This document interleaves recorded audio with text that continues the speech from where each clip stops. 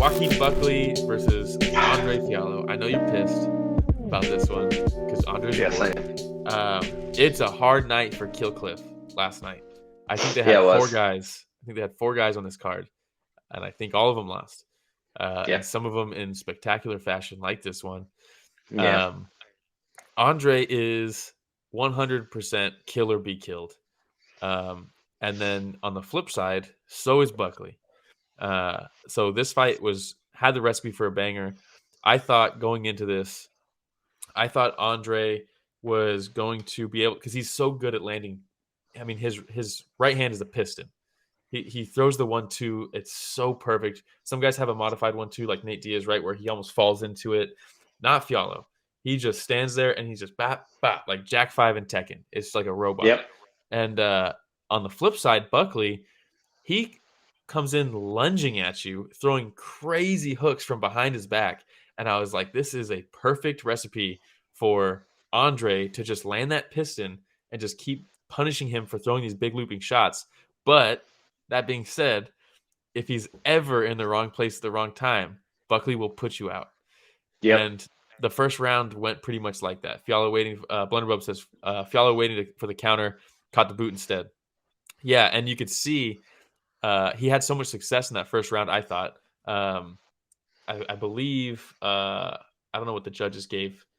All three judges. No, two judges gave Fialho the first round. I don't know how you give Buckley the first round At all. I mean, the whole fight was him doing this basically, and Fialho, like Blunderbub saying, just throwing the pull counter over and over again, and just blasting him with that right hand straight down the pipe, beating him to the punch. But then the second round, you could see Fialho was biting on the feints way more. I think because he had so much success with the counters, you could see like in this he's trying to throw the check hook, right, the left hook. And you could see a couple times where Buckley would dip like he was going to explode in, and Fialho would legitimately throw it. And it was like, oh, man, that's not good. And then, Yeah. and then He was Buckley winging a lot came of in. them. Yeah. And then Buckley was like, you know what else is a good weapon when I'm lunging in like this? When I lead with my head. Yeah. And like, oh my God. He comes in, he ducks in, he explodes up, hits him with the top of his head, pushes off his head with his hands. And Fialho's Definitely like, hits him what in the the hell eye. was that? Yeah, he was like, whoa, what was that? And then the ref comes in to stop it, and Fialho's like, no, it's fine. It's fine. And then Yeah. eats a high And kick immediately after. also, like, I think should be said, I think it was like maybe 5-10 seconds before that, he eats a nut shot too. The commentary even says it. He eats a nut shot, and I think Fialho was thinking Buckley was tired or something. Like he was putting pressure on him. I He's think like, I that's don't want sort to of the give him a same break. reason. Yeah, exactly. That's the same sort of reason he didn't stop for the headbutt, I think. And like, man, just take a break. Like, fuck, take a break. Well, Take a so break. fighters will talk about, Derek Lewis will talk about how when he's tired, he'll just kick somebody in the nuts. He's like, because they're not going to take a point off the first one. That guy's going to take his few minutes of a break. That means I get to also. And yeah, I mean, so on the flip side, sometimes you don't want to take that break because they also get a break. Yeah. But yeah, then, and you can see here, Fialho's trying to, he's got the hand raised, his right hand, you can kind of see it's raised. I'd have to watch it again, but I think he was trying to, with the left hand, parry the kick like it was going to the body. And just wasn't, it wasn't. It went up high. It dropped him. He was flat on his back, head up against the cage, kind of like propped up, trying to watch TV while going to bed. And Buckley just walks over him like he's not even in a fight, like he's fucking the Crow or something. Walks over him. The ref is running from a mile away, as you can see where he is. Hella far across the cage. Softly puts his hand on Buckley's chest, like that's enough to stop like the that's fight. Yeah. And as he's Buckley screaming, stop.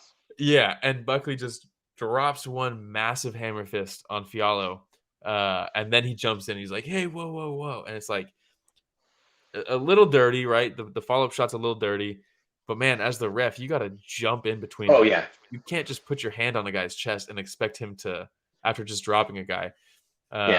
Yeah, there's the big hammer fist. Two things can be true at the same time. Exactly. Like completely unnecessary. Like Joaquin is like he's not a dirty fighter. It's not like he's like you were saying kicking in the nuts on purpose or scratching people's eyes. He's not doing John Jones type shit. But Yeah. like, bro, just because it looks cool, bro, like come on. Yeah. Like That extra shot was not needed. that's super fucked. He wasn't saying anything about your family. He wasn't saying anything about your religion. You couldn't even understand a fucking word he was saying. And you're fucking dropping bombs on him like you want to end his fucking livelihood. Yeah. But then also, yeah, that ref, what are you doing with the L, bro? Is that the loser shit? Because that is not how you ref, my man. Yeah. I've seen Muay Thai refs jump in and take shots because they don't want fighters. Yeah, like, bro, like, oh my God, what are you doing? Get in there. Do your job. Yeah, that extra shot, some like that type of an extra shot is not okay. When it's someone who's shelled up and you're landing some shots on the arms, a couple extra get through, not that big of a deal. But when a guy's pretty much unconscious and he's like trying to get up, like I don't even know what's happening, and then you drop that giant hammer fist on him, and the ref is just standing there like, "Hey, the fight's over." Like, no, dude. Yeah. There was 2 follow-up shots this card that I was like, "What are we doing? This is not." What it is, what it is. It's fighting. People get hurt. Wasn't this at the Apex too? Yeah. Like, come on, Vegas. So much gnarlier, dude. Yeah. Who was reffing this one? Was it Hatley? It was Mr. fucking Kerry Hatley. Yeah. I feel like he did a bunch of fights last night. Every fight Herb did a couple. Blunderbub says Olivier Cost would never. The boss. Olivier Cost. Yeah, I mean, but that's the takeaway, right? Buckley, I mean, both of these guys are kill or be killed. There was no way this was going to go to decision. There was just absolutely. Buckley definitely looks better at this weight than he did at the upper weights. I mean, when you look at, it's nice that he put his pride behind him and finally listened to what people are telling him. Yeah, that's a big thing. That's a big deal, and he even talked about his attitude is really bad.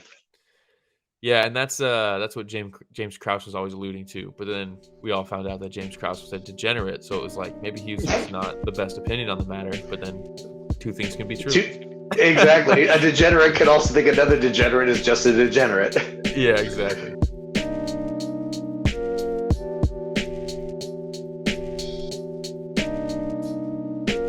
Hey everybody, Ramiro and Will here. Thank you so much for watching that short clip. It's just a small clip of what we covered this last Sunday. Yeah, if you want to check out the full fight card recap, the link is in the description, and it's going to be on screen at the end here. Don't forget to go back and watch our fighter interviews that we have, and don't forget to tune in live every Sunday morning at 9 a.m. Pacific, 12 p.m. Eastern, and you can join in on the fun. Yeah, don't forget to like, subscribe, hit the notification bell. It goes a long way. All right, everybody, thanks for watching that short clip from Story of the Fight.